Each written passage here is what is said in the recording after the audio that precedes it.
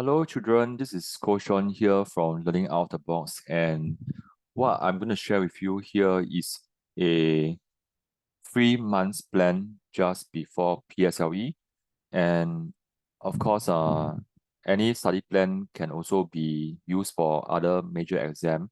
So if you are a P5 this year or P4 this year, this can also be another plan that you can use to work towards your final year exam, or can be for your WA2 or WA1. Okay, as long as it falls 3 months before the start of the paper. Okay. All right. So what you are seeing right here is a superhero scorecard that you can download from the link below. Yeah, if you don't have this, you can contact us at admin@learningoutofthebox.org, and then we will send you the download. Okay. Right. So as you can see, this is a scorecard, and there are a total of 8 rows. Yeah. And why 8 rows is because every 4 rows stands for one month. So all you need to do is to just print one card and you can use it for 2 months. And you realize that I only give empty boxes for the weekdays. And that's because I understand that most children have enrichment classes, tuition lessons on weekends, and sometimes families have planned activities on Saturdays and Sundays as well. Yeah, so I don't touch the weekends. Yeah, of course, if you want to do more on weekends, go ahead. Right. And the beautiful thing about this one is there is always a end of the week reward. And for the first one, you can see that it says, let's go for ice cream and snack. Do one thing that your child likes. Prepares your child's favorite snack food. And you can see the words that tend to get repeated are your child, your child, your child, your child, and your child. And for the first 2 rows, you can also see your child. And this is a parents and child activity as well, because you got to bring your child along. Yeah. And why we do this is because for as much as we want the child to do well, and assuming that the child puts in lots of efforts, we do not just want the child to do non-stop all the way from week 1 or till the last week. We want to insert motivation / encouragement / mini celebration in between to celebrate the milestones. Yeah, because I think it is more than just celebrating grades. We also want to celebrate efforts of the child, isn't it? So what you see here will be something that you can use, and then let's go to number 1. All right, okay, but okay, before we do that, I want to also talk about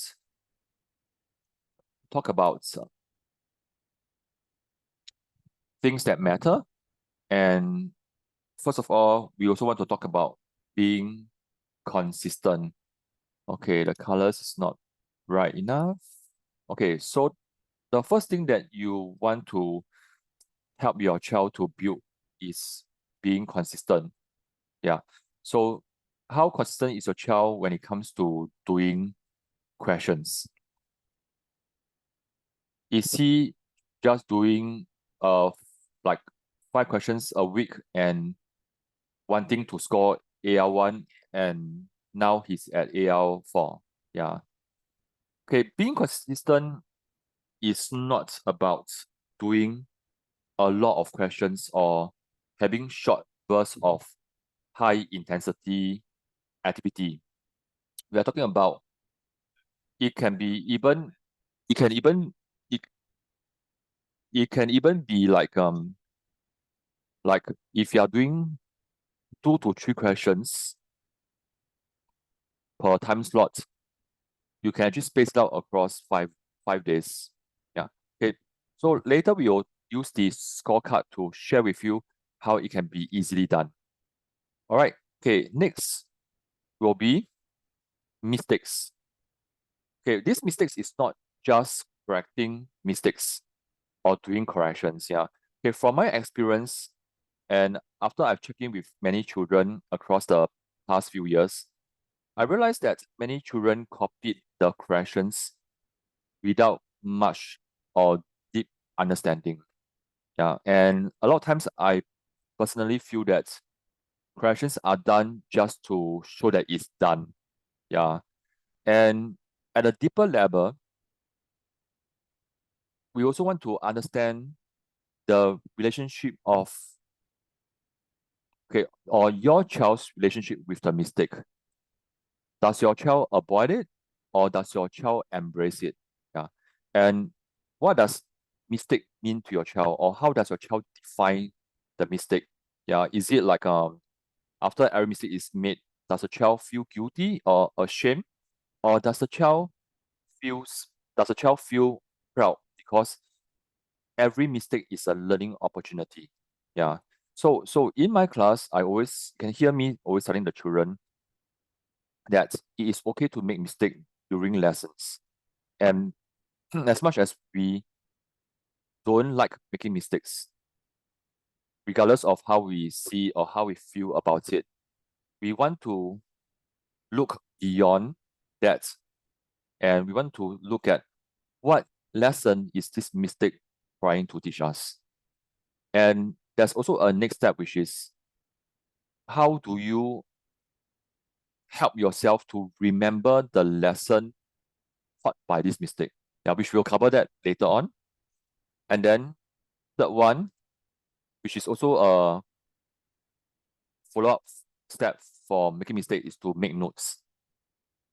Just like how a marathon runner has been training, running all the short distance to long distance route, the marathon runner also spend some time to prepare for the final big day, like preparing his warm-up routine just before the big event, um like preparing the right equipment, probably the right type of clothings, uh, equipments including shades, caps, good invest in good running shoes, um making sure that he got the right name tag with the right number and having registered. Okay, so what I'm trying to say here is, as much as we are getting our kids to practice, but it's done on a daily basis, just like how a marathon runner has to train for months or even years before going for a full marathon. At the same time, we also want the child to prepare for the big day, which is the PSLE or the end of year exam or the mid-year exam, which are not so common nowadays, but they still have WA2, and WA2 can come as like come with just a few pages all the way to a full set of exam papers. Okay. Yeah. So likewise for marathon runner, has to he also has to prepare for the big day, from booking the transports to preparing his own personal bag, and with his equipments like the shades and the shoes and the cap, and also making sure that he's hydrated. Yeah, he's properly hydrated. Okay. So how does this apply to PSLE prep is, does your child have a special notebook that can help him to prepare fast and efficiently just before the PSLE? Or is your child just planning to revise everything and going through in random order from his school's worksheets, from anything that he can get hold of, or probably there's little or no planning at all? Okay, yeah, all right. Okay, this is something that I actually also teach in the class. So if you're not sure, you can also ask your kid. Okay, so now let's go back to consistency. Okay, consistency. What does it mean by being consistent? Okay, so how this scorecard can help your child to be consistent is from a glance, from a single glance, you can see how your child has been preparing, what your child has been doing or not doing. Yeah. So the one possible scenario is the child says, "Oh, I want to get AL1 and I'm now at AL4 and I promise to study." But when you look at the scorecard, probably is nothing, maybe two here, maybe two here, then blank, then one, then two, and then along the way is all crickets.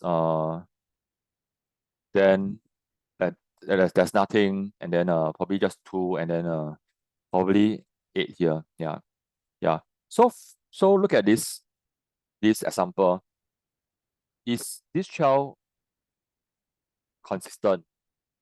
And when the child says that I want to get a higher score, is the action congruent congruent to the desire? Yeah. Okay, so versus another scenario, say the child wants AL2 and now she's at AL4, and this is a true story. This is how her scorecard looks like: 8, 10, 8, 5, and 15. Then here she has 7, 5, and to top up, to catch up what she didn't do previously, there's a 20 here, and then back to 10 and 5, and then she's aware that she needs to catch up because every day she plans to do at least 10. So here she plans 10, but she has to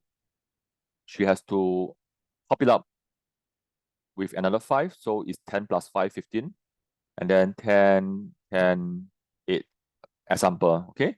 Yeah. Then this is how being consistent mean. And this is also what it means by the action is congruent to the desire. Okay. Okay. So and so on and so forth. So what if your child is really busy and wants to do well and she has very little time? What consistent can also mean is she can do 3 and she can stick to 3 every single day. Yeah, 3 every single day across the 4 weeks. Okay, across the 4 weeks. And what these numbers means are the number of questions that the child did in a day.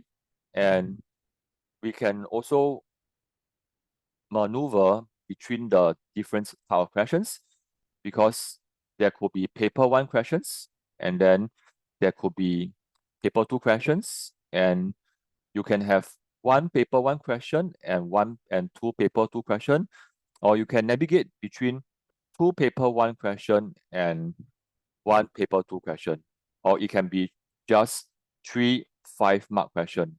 Yeah. Okay. Yeah. So you can see that it doesn't matter what kind of questions the child is doing, but the child sticks to the plan. Yeah.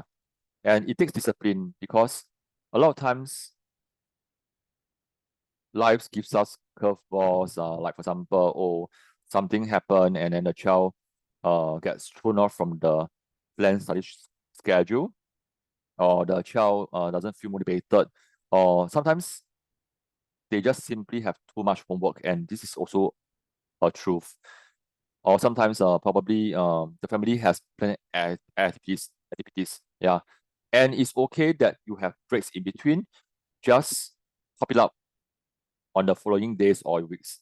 Okay, so for example, let's say in this 1 week, the child cannot do anything because he went on camping. Yeah. So here becomes 6. Okay, here becomes 6 because you have to replace. Okay, and the intention to replace that it also shows the drive of the child that I want to do whatever it takes to achieve my goal. Yeah, okay, and I plan to stick to my plan. Yeah, I plan to stick to my plan. Yep. Okay. Or you can have 6 here, and probably doing 6 is like a big stretch for the child. But we still have to replace these two, right? So we can replace them on the following week. Okay? Yeah. All right. So this is about being consistent. So having said that, we also want the child to make sure that he is able to plan and stick to the plan. Yeah. Okay. Now, I know that many parents have asked this question. My child is actually pretty weak in paper 2, and he's fine with paper 1. Yeah. So what is the way? Yeah, what is the one of the ways to work on that? So if your child is planning just to tackle paper 2 questions and that's intense, I don't recommend them to do like one paper 2 every day because that's insane. Yeah, I mean, so far I haven't heard of anyone who can do that without feeling exhausted at the end of the week. Yeah, and it's very tiring. Yeah. And and uh and personally I feel that it's also not about the quantity, it's also about the quality of the learning. All right, so if your child plans to just focus on paper 2 because that is the Achilles heel, we can look at, say, having 5 questions over here. And why I cross this out is because assuming this is a school week, and normally for Monday, I want the child to start fresh and not have anything on Monday. Yeah. And then which is also why our tuition classes start on Tuesday. So on Tuesday, let's say the child plan to do 5, and we have 4, say 4 mark question and 1 5-mark question. Or if there is, if not, probably it's a 1 3-mark question. Okay. And say if out of these 4, he can do 2 and he got 2 wrong. Okay, so the intention of having such a clear breakdown is to box up what the child needs to learn and to fill his learning gap. Okay, so next, as we know, these are the questions that the child is struggling with. The next key thing is, what do you do next? Do you just look at the answer and you copy and then just get it done? Or do you sit on it for 1 to 2 days or maybe 3 and come back to it or revisit it and get it done without any form of support and struggle through trying to figure out what is it? Yeah. And personally, I have recommended the second way, which is get a child struggle through, because I want to help the child to build up the resilience.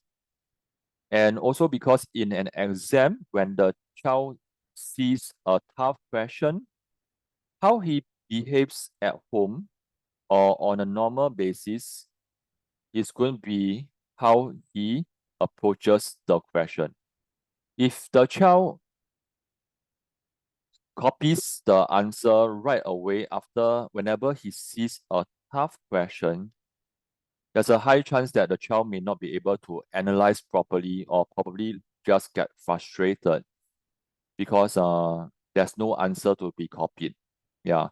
But if along the days you help the child to struggle through, to brave through the fronts, and eventually to get these aha moments. Oh, Dad, I can solve it finally.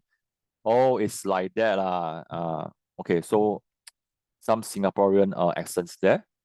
So we want the child to build up all these aha moments, because when you build up all these aha moments, they build up your child's confidence. That's, hey, I do not need the answer sheet to get the right answers. I can finally count on myself. Yeah, yeah. And you realize that as I say this, it sounds like a simple thing, but many times, being a parent myself, I noticed that's that most are being spoon fed with the answers. Yeah, and and also how the child process the answers may not be that effective, because sometimes the answers are wrong, or maybe sometimes the focus of the answers is not ideal. Like for example, is the focus on just getting the right working steps, or is the focus on identifying the key working step, or is the intention to quickly draw out how do you start quickly, or is it or is the goal to note down how you can quickly get yourself unstuck whenever you are stuck in a sticky situation. Yeah, yeah. And you realize that this is also very true, because a lot of times, at least in my own experience, many children are just copying off from the whiteboard, and then just putting the exam papers to one side, and that's it. Yeah. So while the mistakes are corrected, the lessons are probably not internalized. Okay? Yeah. So this is also one of the process that we can introduce to the child, to how to correct and how to learn from mistakes, how to make full use from mistakes, or how to leverage on mistakes. So another thing that you can also do in this case, for the exam papers. Oh, I forgot to add on. Yeah, so in this case, let's say the child sits on it for 2 days, you can also introduce another 5 more. Yeah.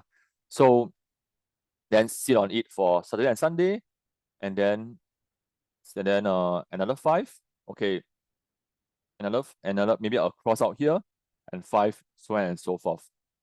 Okay, yeah. So the to summarize, the key here is not to get the answers, is not to go to the answers so quickly. Yeah, which is like and is to cut down on the instant gratification. Yeah, the intention is very much on letting the child struggle as much as probably as parents we feel a bit like heart pain. Yeah, like oh, maybe I should give the answer. I don't want to see you work so hard. Yeah. But we also want the child to build up the kind of fighting spirits when it comes to being confronted with tough questions. Yeah, which are, in my opinion, are the villains in a Justice League movie. Okay. Yeah, so we want to equip them with the right tools and also the right mindset to tackle this. Okay. Yeah. So it's not just the maths part, but also touch on the help your child to build up that strong mindset. Yeah. Like a like a defense system, protect the mind. Yeah, so that it stays strong all the way from the start to the end of the exam. And it's also about being exam resilient. Yeah. Yeah. I was shared someone shared with this with me, and she said that a lot of times when she's invigilating in a PSLE environment, um what she noticed was many children started to get restless along the way. And those who scored well are those who stayed calm and composed throughout. Yeah, because as a teacher, they can easily observe who are those panicking and who are those who are staying very still, and they are very um composed throughout the whole exam. Okay, and they are able to think clearly. So this is something that you want to work towards too as well, not just the maths part, also the mindset. And I can't stress this enough. Okay, so when it comes to mistake, my next question for you will be when how how does your child learn from the mistakes? So first level will be just copying and then just putting to one side and then not visiting them again because probably um he just want to move on, or he doesn't like to. I mean, no one likes to look at the papers that that they didn't do as well as they wanted. And the other thing is like probably also the poor grades trigger some unhappiness, like being scolded by the teacher, being criticized by the parents, or remembering that I am not good enough. Yeah. Yeah. So we also want to talk about relationship as well. Okay, but having said that, for relationship, I think it takes it. I'm trained social worker, so I know how to talk to the children. So if you are trained like me and you know how to talk to kids, please go ahead because your kids need you. And if you need someone to support your child, and your child is in my class, let me know as well. Okay. Yeah. Okay. So when it comes to exam paper, okay, so let me just use this. And so let's say this is the question. Okay, this is the question. And your child has all this working, and there are ticks and crosses. And then, okay. Okay, so normally what I see in a WA2 that is written, or exam paper that's written, is corrections, and then scribble, scribble, scribble, and that's it. Okay, then that's it. On top of that, you can actually build up by what we call writing the notes here, which are, so what are the key steps? Yeah, what are the key steps? And key steps include, okay, and the key steps include, where is the start? Yeah. Because when you start a math question, there's always a start. And if you have learned heuristic, out of the 12 heuristic concepts, every one of them has a way to start because there is always a main keyword. And the main keyword will tell you the concept, and the concept will tell you the method. Yeah. So sometimes I mean, I really believe that our children are very smart in their own rights. And what they just need to know is to stay calm in the midst of all this confusion, because they are confused by so many texts, so many words, and they have no idea where to start.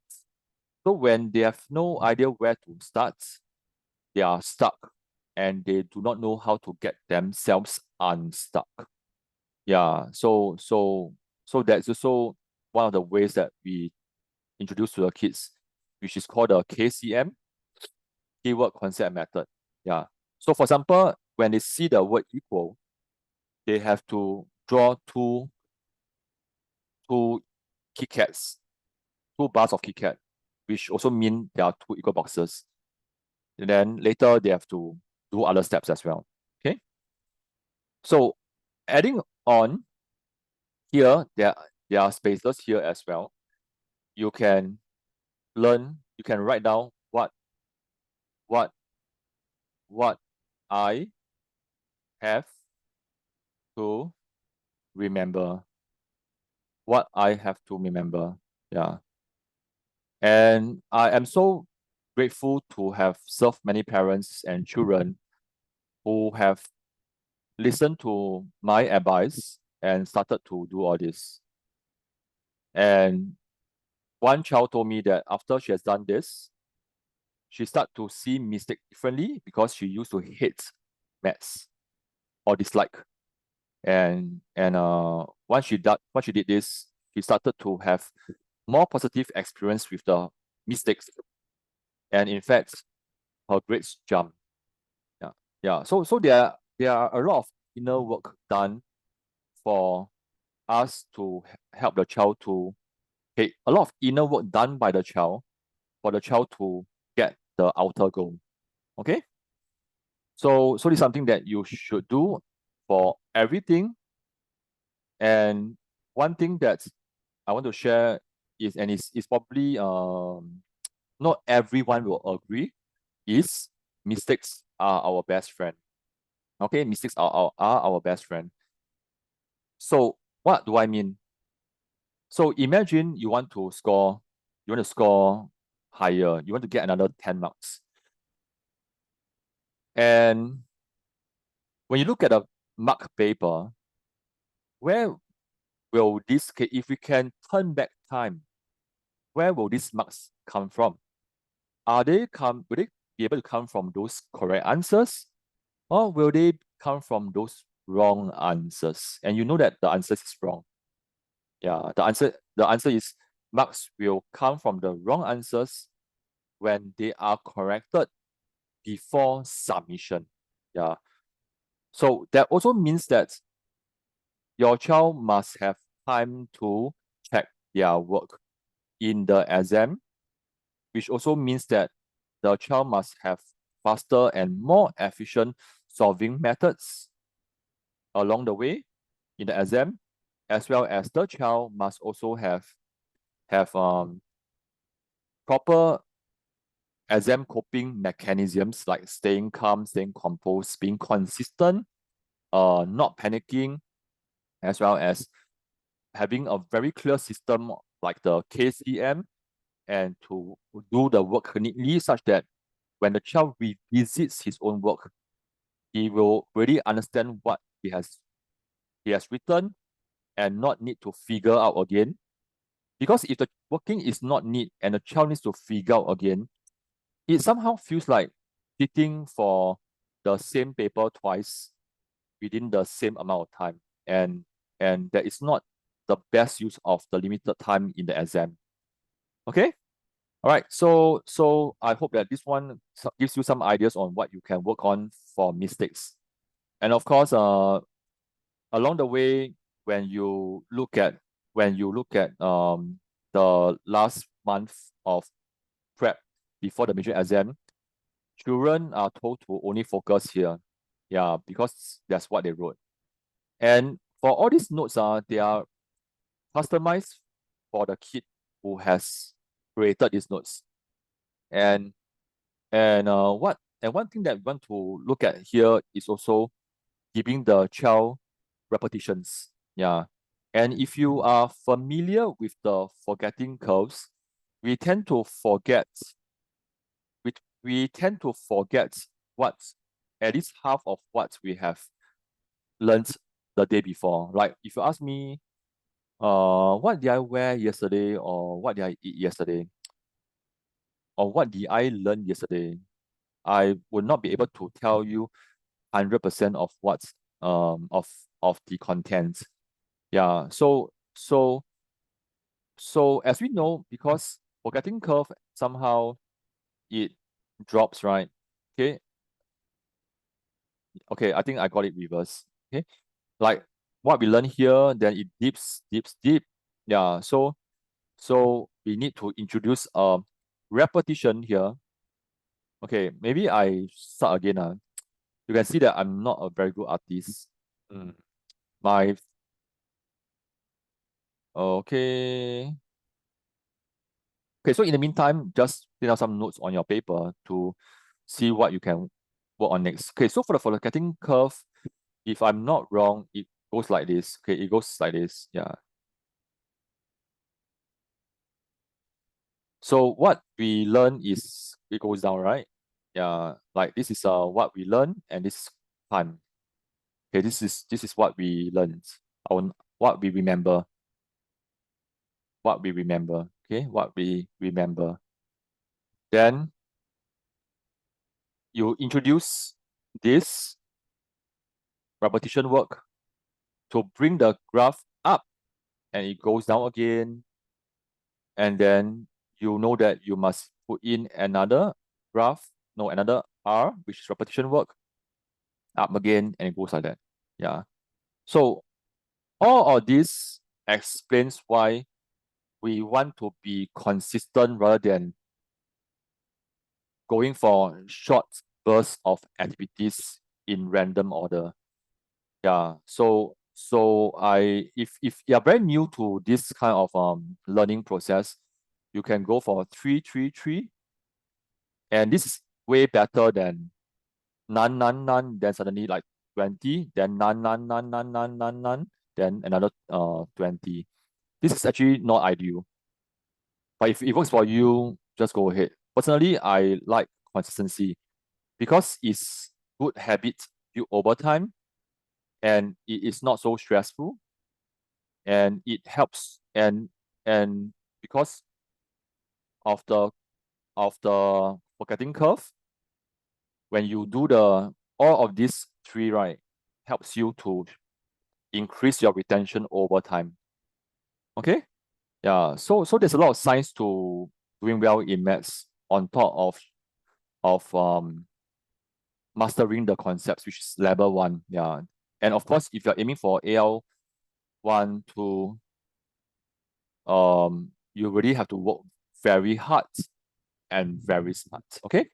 All right. So to recap, I've covered being consistent the using the scorecard, making mistake, as well as doing notes. All right. Okay. So what are the sources that you can tap on for questions? Okay. So let's say we have this as week 1, week 2, week 3, week 4. So this is month 1. Okay, this is month 1, and then this is month 2. So we have week 1, week 2, week 3, and 4. Okay. Okay. So ideally, okay, let's talk about PSLE prep but again, if you're P5 or 4, you can replace the PSLE with your primary level. And when I say PSLE papers, you can replace it with school papers. Okay, because ultimately, just like the marathon, you want to practice running the ground instead of being exposed to the route the first time and trying to get used to it during the actual competition. Yeah. For students, you'll be getting used to how it feels like doing a full paper during the actual paper, which I don't recommend. Okay, so let's say we have the week 1 alone. For school papers, okay, SP will call it school papers, okay? School papers. Other school papers, okay, can be your own paper. Yeah. We can have 2 a week. Yeah, 2 a week. Or if it's very taxing for your child, and when you tell your child to do 2 a week and she goes, do I really need 2? You can cut out to 1 and then eventually move to 2. Okay.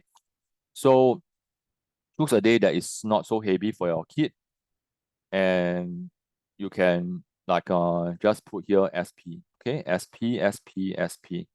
Yeah. Can? Okay. Then I am a big believer of learning from corrections, because I don't I don't think that uh we can learn all the lessons from our mistakes. Yeah, even in life, yeah, there's always new things to be learned, even from the same question, from the same mistakes. Yeah, even if you have done the question correctly, there's always something to improve. Like, how can you cut away one step? Is there a better way? Or no, what is a better way? And what are some of the key steps that you can highlight now, such that they can be used for similar questions? Yeah, and if you can change or improve one step, what will it be? Yeah. So this will come from the aspect of facilitation as a coach. Yeah, like on a job training, our supervisor helps us to understand or helps us to see the same thing from a different perspective. Okay. Okay. So if you're using LOB books, right? And why we create LOB books is because they come with vetted steps. Because when you get school papers and you know it's true, sometimes you have no idea what the steps are saying, or the steps are so condensed that you find that it's so hard to explain to your kid, and you turn to social media asking tutors, teachers, and sometimes it gets frustrating. Yeah, and I've been through that as well. Yeah, because I'm a father of three girls. So if you have LB books, right? Okay, so let's say I just put L lah, okay? It can be L throughout, and the LB books gives you the heuristic concepts and topics also, and the right answers next to the question, right after the questions. So you do not need to waste any more time to hunt for it because your time is so precious. Yeah, your time is so precious. So you can do a 3-3 here, or can do like a ascending order, and it's a build up. Okay, it's a build up. Yeah, and if you want to rest here, go ahead, because I also think that we want to rest so that we can recharge. Okay. Okay. Okay. So what are the other things to do is schools have very good resources like schools worksheets. Yeah, schools exam papers, which include past exams or tests. Okay, past exams, and also supplementary notes. Yeah. Are all these properly filed? If the child has issue with filing or organizing the things, I think that's also one of the things to start off first. Because at the end of the day, you want the child to have everything ready for the final sprint, okay, which is just like a month before PSLE or the major exam. Yeah. Then we can also talk about also going through corrections. Yeah, going through corrections and then having a day off. Okay, yeah, I mean there's simply too much things to share, so I try to share as much as I can, and this is what I will do and what I have done for my own children as well as my own students across the past 10 years. So and they do work when they are used properly. Okay. Then the other thing is when it comes to, oh wait, okay.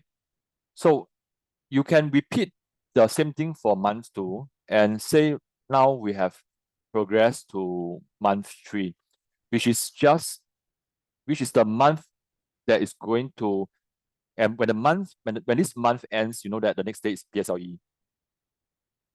You want to also get a child to test out the actual ground, just like how a marathon runner will test out the actual ground, get used to the environment, get used to the feel, gets used to the struggle, the ups and downs, and you will want the kid to do the PSLE paper.